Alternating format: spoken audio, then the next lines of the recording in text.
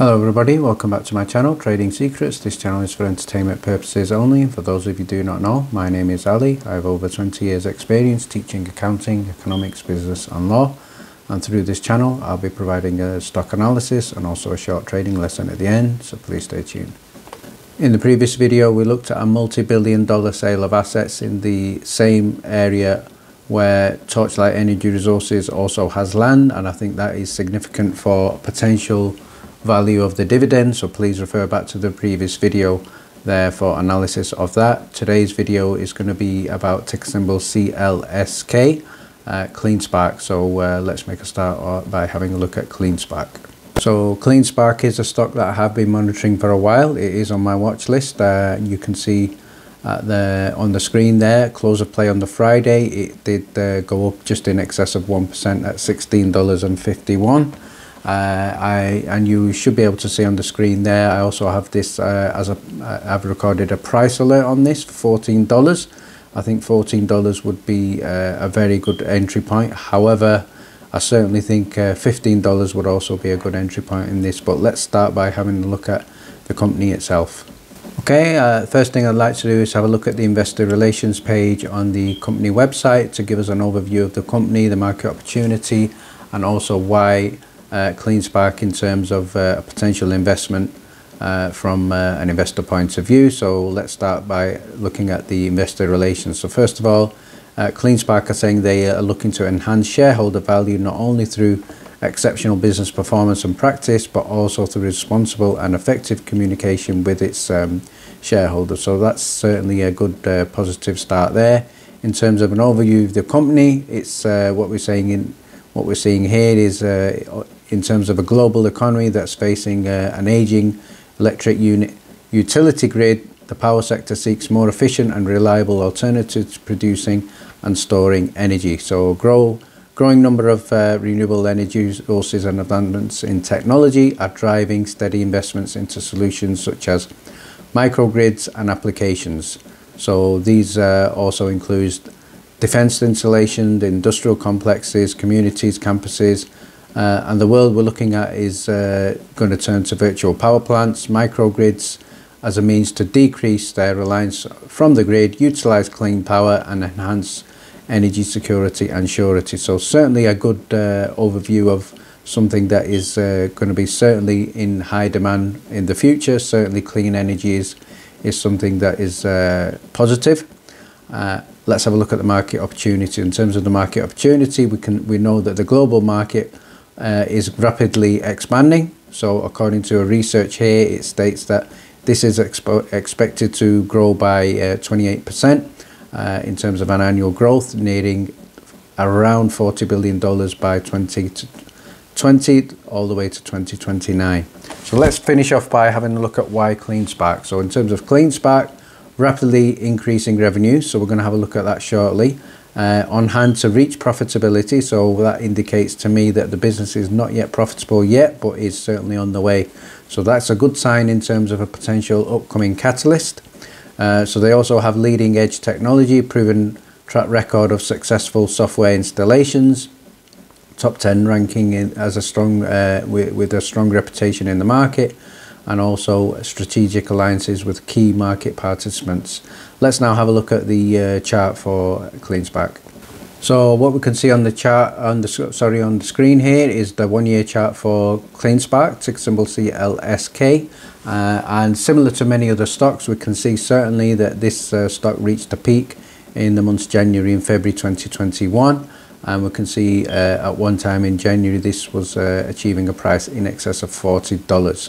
So as we can see from January right now till July, it's come down quite significantly, well in excess of 50% fall. So close of play on the Friday, we can see it was around about $16.46. However, if you look at the chart from May, June to July, I think we can see a significant level of consolidation around the $16 mark. So this is a positive sign in terms of consolidation and strong support.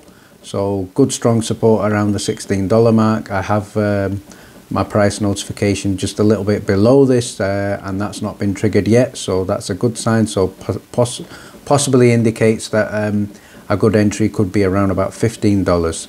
And when it's sort of trading like this, it's also a sign that there's a potential significant movement up after this period of consolidation. But before we make a judgment on that, let's see what else we can find with regard to Cleanspark.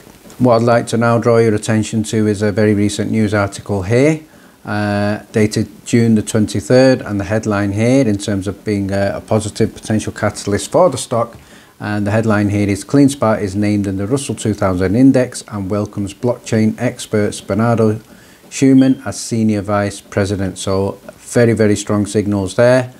Good overall sign, and so obviously the new vice president is going to lead Cleanspark's Atlanta Bitcoin mining center as the company expands its Bitcoin mining data operation. So obviously in terms of growth and potential going forward, the business is certainly looking to focus on this Bitcoin mining in terms of going forward and growth. However, in terms of the Bitcoin market, what we have seen and experienced recently is consolidation downwards in Bitcoin, in cryptocurrency. So that has had an effect on Cleanspark. It has sort of stabilized the momentum in terms of trading a little bit sideways. However, experience shows us that Bitcoin recovers. Bitcoin always reaches all-time highs. So to me, it looks like it's potentially a good time to enter this stock if you certainly believe that Bitcoin is going to recover and achieve all-time highs again. So a good sign here, certainly in terms of the stock being named in the Russell 2000 index.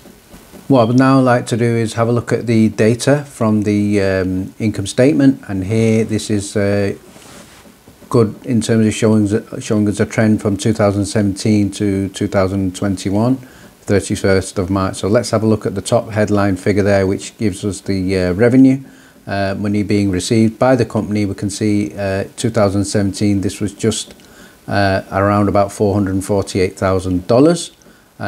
Steady increase to just in excess of $578,000, and then from 2018 to 2019 it's almost a tenfold increase, so very, very significant growth there.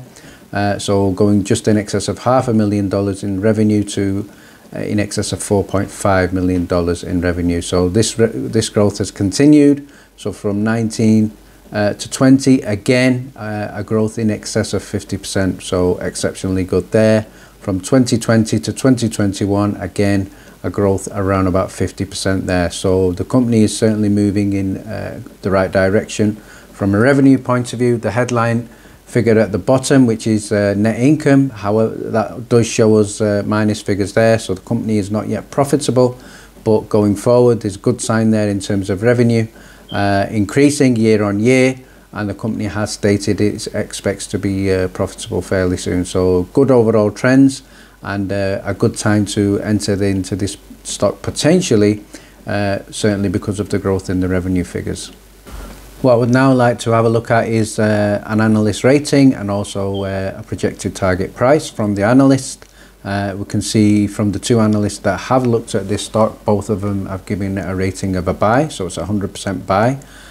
It would have been more significant if there were more analysts, but at the moment, based on the two analysts that have looked at this stock, both of them certainly express confidence in it. So let's have a look at the price targets. On a low, we're looking at $45. On a high, we're looking at around about $50. So in terms of the upside potential here from the current price, that is very, very significant return. So a good sign here in terms of positive momentum and growth based on the current price of $16.46 going up to the low target price of $47.50. What I would now like to do is have a look at now from a company point of view, reasons that they are suggesting that we should invest in this. So what they do, we can see the headline here from the investor relations page again. They're using energy software, advanced energy software and control technology that allows energy users to obtain resiliency and economic optimization. So if you remember in the news a while ago, there was significant criticism of Bitcoin mining operations that are very negative impacts on technology because of very heavy electricity use. So this statement here is certainly positive from that point of view. So what else do they offer? They offer energy controls to maximize energy systems, maximize energy savings, and ensure future energy availability. They also have a microgrid modeling software system, the open ADR certification, Bitcoin mining that we've just seen, so Bitcoin mining and data center, and also innovation consulting services. So a good few positive angles to the business there. Okay, so in terms of finishing off and looking at potential strike price in terms of entering the stock, as we can see, it is consolidating around the $16 mark, but certainly if you can catch this around as close to $15 as possible, I think this is stock is certainly has good potential from revenue figures, good potential from the addition to the Russell Index, as well as the ambitious plans for Bitcoin mining, which is certainly, in my opinion, going to recover. So huge upside potential in here. So certainly if you can catch this as close to $15 as possible, that would be a good entry point.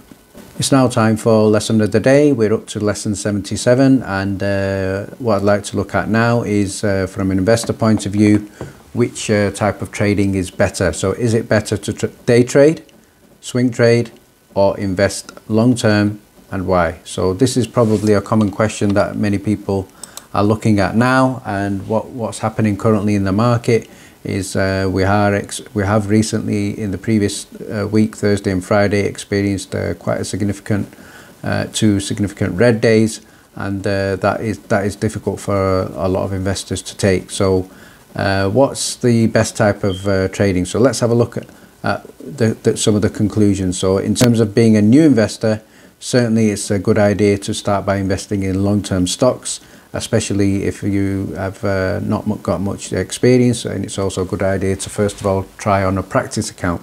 In terms of being the most risky type of investing, that's day trading and swing trading, very high risk, and certainly something that I would only do if with a little bit more experience.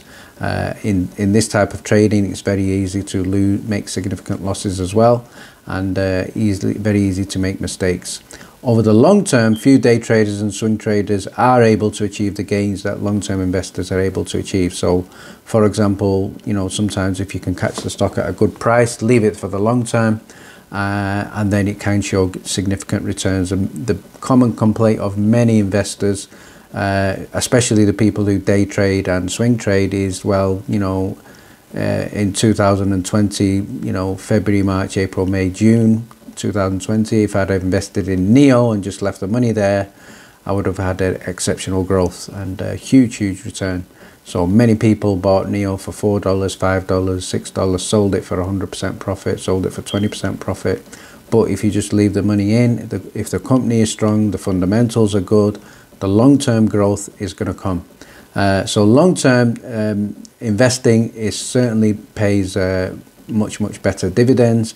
One more thing that I'd like to add on in terms of day trading, it's not. I personally don't recommend anybody doing this over a longer period of time, and that is certainly the reason for that is because of stress. It's very stressful, especially when you make losses.